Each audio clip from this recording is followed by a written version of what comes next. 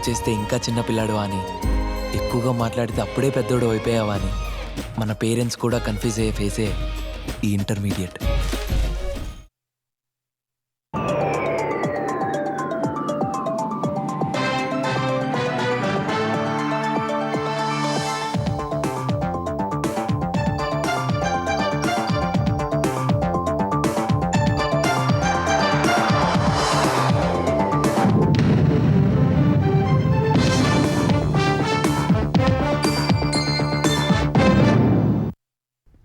నమస్కారం, ఈటీవీ న్యూస్కి స్వాగతం. అంతర్జాతీయ పెట్టుబడులకు ఆంధ్రప్రదేశ్ ముఖద్వారంగా మారుతోందని, ఏడాదిలో 120 బిలియన్ల పెట్టుబడులను ఆకర్షిస్తోందని ముఖ్యమంత్రి చంద్రబాబు అన్నారు. అనేక రంగాల్లో పురోగతి సాధిస్తున్న యునైటెడ్ అరబ్ ఎమిరేట్స్ నుంచి అమరావతి సహా ఇతర చోట్ల పెట్టుబడులు పెట్టేందుకు ఆహ్వానిస్తున్నట్లు తెలిపారు. ఆంధ్రప్రదేశ్కు యుఏఈ పెట్టుబడుల ఆకర్షణ లక్ష్యంగా విజయవాడలో ఇన్వెస్టోపియా గ్లోబల్ ఏపీ సదస్సు నిర్వహించారు. సీఎం చంద్రబాబు ముఖ్య అతిథిగా పాల్గొన్నారు. సదస్సుకు పలు దేశాల ప్రతినిధులు హాజరై పెట్టుబడి అవకాశాలు, ఆర్థికాభివృద్ధికి సంబంధించిన అంశాలపై చర్చించారు. అనుమతుల కోసం పారిశ్రామికవేత్తలు ఏ కార్యాలయానికి వెళ్లాల్సిన అవసరం లేకుండా అన్ని అనుమతులు ఆన్లైన్లో జారీ చేస్తామని సీఎం చెప్పారు. పారిశ్రామికవేత్తలకు కావాల్సిన వనరులు సమకూర్చేందుకు ప్రభుత్వం సిద్ధంగా ఉందని చెప్పారు. యుఏఈ నుంచి సుమారు $50 బిలియన్ పెట్టుబడులను ఆశిస్తున్నట్లు ఆ దేశ మంత్రితో జరిగిన చర్చల్లో కోరారని చంద్రబాబు తెలిపారు. ఈ సదస్సులో సీఎం చంద్రబాబు, యుఏఈ ఆర్థిక పర్యాటక శాఖ మంత్రి అబ్దుల్లా బిన్ తౌగ్ అల్ మర్రి సమక్షంలో AP economic development board, UAE Investopia సంస్థలు పెట్టుబడులకు సంబంధించిన అవగాహన ఒప్పందం కుదుర్చుకున్నాయి. ఔత్సాహిక పారిశ్రామికవేత్తలకు ఆలవాలమైన ఆంధ్రప్రదేశ్కు రావడం సంతోషకరమైన విషయమని యుఏఈ ఆర్థిక పర్యాటక శాఖ మంత్రి అబ్దుల్లా బిన్ తౌగ్ అల్ మర్రి అన్నారు. యుఏఈకి ఏపీ నమ్మకమైన భాగస్వామి అన్నారు. చంద్రబాబును జనవరిలో దావోస్లో కలిశారన్న ఆయన, సీఎం ఆహ్వానం మేరకు 6 నెలల్లోనే ఏపీకి వచ్చానన్నారు. పారిశ్రామిక పెట్టుబడులకు ఆంధ్రప్రదేశ్ అత్యంత అనువైన ప్రాంతమని మంత్రి టీజీ భరత్ అన్నారు. ఏపీలోని విస్తృతమైన మౌలిక సదుపాయాలను పారిశ్రామికవేత్తలు వినియోగించుకోవాలని పిలుపునిచ్చారు. యుఏఈకి నమ్మకమైన భాగస్వామిగా ఏపీ ఉంటుందని టీజీ భరత్ చెప్పారు. ఆంధ్రప్రదేశ్లోని పలు జిల్లాల్లో జోను వారాలు పడుతున్నాయి. 2 రోజులుగా కురుస్తున్న భారీ వర్షాలకు ఎన్టీఆర్ జిల్లాలో వాగులు, వంకలు పొంగిపొర్లుతున్నాయి. జగ్గయ్యపేట, పెనుగంచిప్రోలు, వత్సవాయి మండలాల్లో వాగులు, వంకలు పొంగి రాకపోకలు స్తంభించాయి. రహదారులపై భారీగా వర్షపు నీరు చేరింది. పొలాలు నీట మునిగాయి. పెనుగంచిప్రోలు మండలం ముచ్చింతల, అనిగండ్లపాడు, గుమ్మిడిదూరులో పలు వాగులు పొంగి వరద నీరు పోటెత్తింది. దీంతో పెనుగంచిప్రోలు, అనిగండ్లపాడు మధ్య ఉన్న కూచివాగు కల్వర్టుపై భారీగా వరద చేరి రాకపోకలు నిలిచిపోయాయి. తిరువూరు గంపలగూడెం వద్ద కట్టలేరు వాగు ఉధృతంగా ప్రవహిస్తుండగా రాకపోకలు నిలిచిపోయాయి. తెలంగాణలో భారీ వర్షాలు కురవడంతో మున్నేరుకు పెద్ద ఎత్తున వరద చేరింది. ఫలితంగా అధికారులు అప్రమత్తమయ్యారు. కాకినాడ జిల్లా కొత్తపల్లి మండలం ఉప్పాడ తీరులో సముద్రం అల్లకల్లోలంగా మారింది.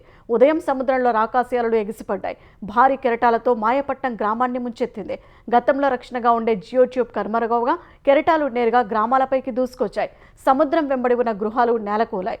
దాదాపు 30 ఇళ్లు సగం మేర కోతకు గురై సముద్ర గర్భంలో కలిసిపోవడానికి సిద్ధంగా ఉన్నాయి. ఇళ్లలోకి సముద్రపు నీరు చేరడం వల్ల స్థానికులు బయటికి రాలేకపోతున్నారు. నిత్యావసరాల కోసం ప్రమాదకర పరిస్థితిలో బయటకు వస్తున్నారు. మాయాపట్నంలో సముద్రపు నీటిని వెనక్కి మళ్లించేందుకు అధికారులు రంగంలోకి దిగారు.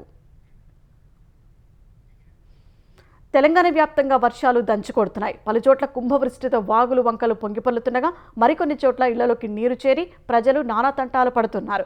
కరీంనగర్లో ఎడతెరిపి లేని వర్షానికి జగిత్యాల రహదారి నీట మునిగి రాకపోకలకు అంతరాయం కలుగుతోంది. వరద నీరు చేరి పలు కాలనీలు జలమయమయ్యాయి. రామగుండంలో ఏకధాటిగా వర్షాలకు సింగరేణి ఉపరితల గనులో బొగ్గు ఉత్పత్తికి అంతరాయం ఏర్పడింది. ఉమ్మడి వరంగల్ జిల్లా వ్యాప్తంగా విస్తారంగా వర్షాలు కురుస్తున్నాయి. ములుగు జిల్లా వెంకటాపురంలో అత్యధికంగా 25.5 సెంటీమీటర్ల వర్షపాతం నమోదైంది. మహబూబాబాద్ జిల్లాలో మున్నేరు, ఆకేరు, పాకాల వాగులు ఉధృతంగా ప్రవహిస్తున్నాయి. గార్ల మండల శివారులో లో లెవెల్ బ్రిడ్జిపై నుంచి పాకాలవాగు ఉధృతంగా ప్రవహిస్తుండగా పలు గ్రామాలకు రాకపోకలు నిలిచిపోయాయి. భద్రాద్రి కొత్తగూడెం జిల్లా మనుగోలులో జోరువానలకు కట్టువాగు, మట్ల, పోచంపల్లి వాగులు పొంగిపొర్లుతున్నాయి. హైదరాబాద్లో మూసీ నది ఉధృతంగా ప్రవహిస్తోంది. జంట జలాశయాలు నీటి మట్టం పూర్తి స్థాయికి చేరింది. మరో 3 రోజుల పాటు భారీ వర్షాలు కురిసే అవకాశం ఉందని వాతావరణ శాఖ హెచ్చరికలు జారీ చేసింది. తెలంగాణలో బీసీలకు 42% రిజర్వేషన్ల బిల్లుపై లోక్సభ రాజ్యసభ ఎంపీల మద్దతు కూడగట్టేందుకు సీఎం రేవంత్ రెడ్డి ఢిల్లీ వెళ్లారు. రేపు ఏఐసీసీ అధ్యక్షుడు మల్లికార్జున ఖర్గే, సోనియా గాంధీ, రాహుల్ గాంధీని కలవనున్నారు. బీసీ రిజర్వేషన్ల బిల్లుపై లోక్సభ రాజ్యసభలో ఒత్తిడి చేయాలని పార్టీ ఎంపీలను కోరనున్నారు. ఈ మేరకు రేపు సాయంత్రం ఏఐసీసీ కార్యాలయంలో తెలంగాణలో చేపట్టిన కులగణన, బీసీ రిజర్వేషన్ల పెంపు అవసరంపై కాంగ్రెస్ ఎంపీలకు పవర్ పాయింట్ ప్రజెంటేషన్ ఇవ్వనున్నారు. ఇండియా కూటమిలోని ఇతర పార్టీల ఎంపీల మద్దతును కూడా కోరనున్నారు. మహాలక్ష్మి పథకం ద్వారా టీజీఎస్ఆర్టీసీ లాభాల్లోకి వచ్చిందని తెలంగాణ ఉప ముఖ్యమంత్రి భట్టి విక్రమార్క అన్నారు. 200 కోట్ల ఉచిత బస్సు ప్రయాణాలు పూర్తి చేసుకున్న సందర్భంగా హైదరాబాద్ మహాత్మాగాంధీ బస్ స్టేషన్లో వేడుకలు నిర్వహించారు. సహచర మంత్రులు పొన్నం ప్రభాకర్, కోమటిరెడ్డి వెంకటరెడ్డితో కలిసి భట్టి వేడుకల్లో పాల్గొన్నారు. ఆక్యుపెన్సీ రేటు ఒకప్పుడు 67% ఉంటే నేడు 97% వచ్చిందన్నారు. కాలుష్యాన్ని తగ్గించేందుకు ఎలక్ట్రిక్ బస్సులు కొనుగోలు చేస్తున్నట్లు భట్టి విక్రమార్క తెలిపారు. ఆర్టీసీలో కొత్త నియామకాలు జరుగుతున్నాయని రవాణా శాఖ మంత్రి పొన్నం ప్రభాకర్ పేర్కొన్నారు. ఆర్టీసీకి పెండింగ్ బకాయిలు చెల్లిస్తున్నామని, మహిళా సంఘాలతో బస్సులు కొనుగోలు చేయిస్తున్నామని పొన్నం వివరించారు. కేంద్ర ఎన్నికల సంఘం ఉపరాష్ట్రపతి ఎన్నిక ప్రక్రియను ప్రారంభించింది. ఉభయ సభలకు చెందిన ఎంపీలతో కూడిన ఎలక్టోరల్ కాలేజ్ ఏర్పాటు చేస్తున్నట్లు ఈసీ పేర్కొంది. ఉపరాష్ట్రపతి ఎన్నికకు సంబంధించి రిటర్నింగ్ అధికారి తుది నిర్ణయం తీసుకున్నట్లు తెలిపింది. ముందస్తు కార్యక్రమాలు పూర్తయిన తర్వాత సాధ్యమైనంత త్వరగా ఉపరాష్ట్రపతి ఎన్నిక షెడ్యూల్ విడుదల చేయనున్నట్లు ఈసీ వెల్లడించింది. నెల రోజుల ఎన్నిక ప్రక్రియ పూర్తయ్యే అవకాశం ఉందని పార్లమెంటు వర్గాలు పేర్కొన్నాయి. ఉపరాష్ట్రపతి పదవికి జగదీప్ ధన్ఖడ్ రాజీనామా చేయడంతో ఎన్నిక అనివార్యమైంది. పార్లమెంట్ ఉభయ సభలు మూడో రోజు కూడా ఎలాంటి కార్యక్రమాలు చేపట్టకుండానే రేపటికి వాయిదా పడ్డాయి. ఉదయం 11 గంటలకు లోక్సభ ప్రారంభం కాగానే ప్రశ్నోత్తరాల కార్యక్రమాన్ని రద్దు చేసి ఆపరేషన్ సింధూర్తో పాటు బీహార్ ఓటరు జాబితా సవరణ అంశంపై చర్చ జరపాలని ప్రతిపక్షాలు డిమాండ్ చేశాయి. పలువురు విపక్ష సభ్యుల వెళ్లోకి దూసుకెళ్లి నినాదాలు చేశారు. ఈ క్రమంలో స్పీకర్ మధ్యాహ్నం 12 గంటల వరకు సభను వాయిదా వేశారు. తిరిగి సమావేశమైన పరిస్థితుల్లో మార్పు లేకపోవడంతో మధ్యాహ్నం 2 గంటల వరకు తర్వాత రేపటికి వాయిదా వేశారు. రాజ్యసభలోనూ అదే పరిస్థితి కొనసాగింది. బీహార్లో ఓటరు జాబితా సవరణ అంశంపై చర్చ జరపాలని డిమాండ్ చేస్తూ విపక్ష సభ్యులు సభా కార్యక్రమాలను అడ్డుకున్నారు. ఈ క్రమంలో ఎగువ సభ కూడా 2 సార్లు వాయిదా తర్వాత రేపటికి వాయిదా పడింది. కంచగచ్చిబౌలి భూముల వ్యవహారంపై విచారణను సుప్రీంకోర్టు ఆగస్టు 13కు వాయిదా వేసింది. కంచగచ్చిబౌలి భూముల్లో పర్యావరణ పరిరక్షణకు చేపట్టిన చర్యలపై తెలంగాణ ప్రభుత్వం అఫిడవిట్ దాఖలు చేసింది. ఈ అఫిడవిట్పై సమాధానం ఇచ్చేందుకు ప్రతివాదులు సమయం కోరారు. వారి విజ్ఞప్తి మేరకు తదుపరి విచారణను ధర్మాసనం వాయిదా వేసింది. సుప్రీంకోర్టు ఆదేశాల ప్రకారం అన్ని చర్యలు తీసుకుంటున్నట్టు తెలంగాణ ప్రభుత్వం అఫిడవిట్లో పేర్కొంది. కంచగచ్చిబౌలి భూముల్లో అనుమతులు లేకుండా చెట్లు నరికిన వ్యవహారంపై సుప్రీంకోర్టు సుమోటోగా కేసు నమోదు చేసి విచారణ చేపట్టింది. గత విచారణలో స్టేటస్ రిపోర్ట్ దాఖలు చేయాలని ధర్మాసనం ఆదేశించింది. సుప్రీంకోర్టు ఆదేశాల మేరకు ఇప్పటి వరకు చేపట్టిన చర్యలను అఫిడవిట్ రూపంలో తెలంగాణ ప్రభుత్వం దాఖలు చేసింది. బాపట్ల జిల్లా సంతమాగులూరు మండలం పాత మాగులూరులో జంట హత్యలు కలకలం రేపాయి. పాత మాగులూరులోని ఓ రియల్ ఎస్టేట్ వెంచర్లో తండ్రి, కుమారుడి మృతదేహాలను పోలీసులు గుర్తించారు. బెంగళూరుకు చెందిన కె వీరస్వామిరెడ్డి, అతని కుమారుడు కెవి ప్రశాంత్ రెడ్డి నిన్న సాయంత్రం కోర్టు పని మీద నరసరావుపేట వెళ్లారు. ఈ ఉదయం కోర్టుకు బయలుదేరుతున్న క్రమంలో 2 వాహనాల్లో వచ్చిన 6 వ్యక్తులు తండ్రి, కుమారుడిని కిడ్నాప్ చేశారు. అక్కడి నుంచి పాత మాగులూరులోని ఓ రియల్ ఎస్టేట్ వెంచర్లోకి తీసుకెళ్లి ఇద్దరిని హత్య చేసి పరారయ్యారు. రియల్ ఎస్టేట్ వ్యాపారుల మధ్య విభేదాలే హత్యలకు కారణమని పోలీసులు భావిస్తున్నారు. రియల్ ఎస్టేట్ వ్యాపారి మాధవరెడ్డి ఇద్దరిని హత్య చేయించినట్టు అనుమానిస్తున్నారు. నిందితుల కోసం పోలీసులు గాలింపు చేపట్టారు. పల్నాడు జిల్లా సత్తెనపల్లి మండలం రెంటపాడలో దారుణం జరిగింది. గొర్రెలను తమ పొలంలోకి తోలారనే కారణంతో పొలం యజమాని వల్లెపు రాంబాబు, అతని సోదరులు కాపరులపై గొడ్డలితో దాడికి పాల్పడ్డారు.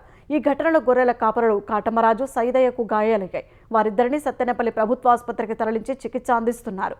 బాధితుల ఫిర్యాదు మేరకు సత్తెనపల్లి గ్రామీణ పోలీసులు కేసు నమోదు చేసి దర్యాప్తు చేపట్టారు. ప్రధానమంత్రి నరేంద్ర మోదీ బ్రిటన్, మాల్దీవుల దేశాల్లో 4 రోజుల పర్యటనకు బయలుదేరి వెళ్లారు.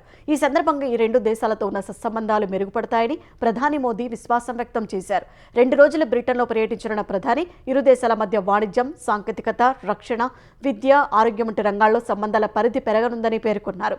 యూకే ప్రధాని కీర్ స్టార్మర్తో జరగనున్న సమావేశంలో 2 దేశాల ఆర్థిక వృద్ధి, ఉద్యోగాల సృష్టి, ఆర్థిక భాగస్వామ్యం వంటి అంశాలపై చర్చించనున్నట్టు చెప్పారు. ఆ తర్వాత కింగ్ చార్లెస్ IIIతో భేటీ అవుతారు. ఆ తర్వాత అధ్యక్షుడు మైజో ఆహ్వానం మేరకు ప్రధాని మోదీ మాల్దీవులకు వెళ్లనున్నారు. ఆ దేశ 60వ స్వాతంత్ర దినోత్సవ వేడుకల్లో మోదీ పాల్గొననున్నారు.